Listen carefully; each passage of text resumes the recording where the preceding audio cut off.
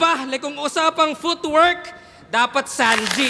Kung IQ Nami, depensa fourth gear, tankman Haki, accuracy, Yusuf palagi yan sa battle kasi yung punch is just one piece of the puzzle. Gaya ng 4 lamang yung perata. Pero safe naman yun. Huwag nyo nang hanapin yung Zoro on the way pa lang yun. Kaya di mo na malayang walang diamante na halang. Ika'y bali-bali naman. Sa talas ng espada, ika'y hati-hati na lang. Yung dila ay katanang, nananabik na lang. Di ka na mamalikmatang. Ito yung Zoro nung round 1, kararating pa lang.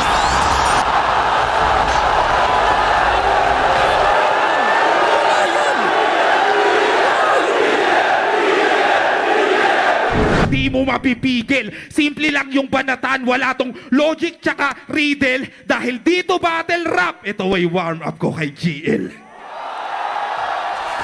Ayaw mo sa anime. Pues mauumay ka pa lalo. Papatira ko kay Yusuf hanggang yabang niya'y maglaho.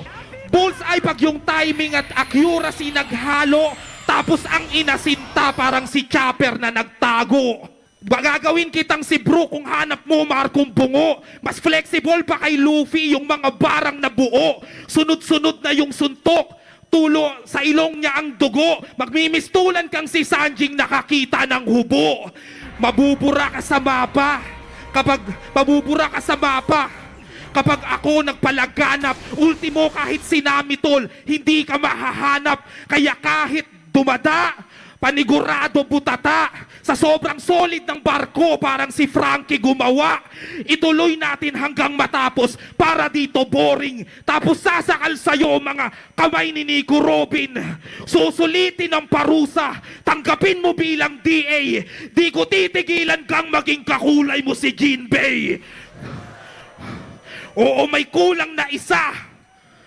Pero malapit na yung ender. Huwag yung hanapin si Zoro. Patay siya sa akin sa December. Woo!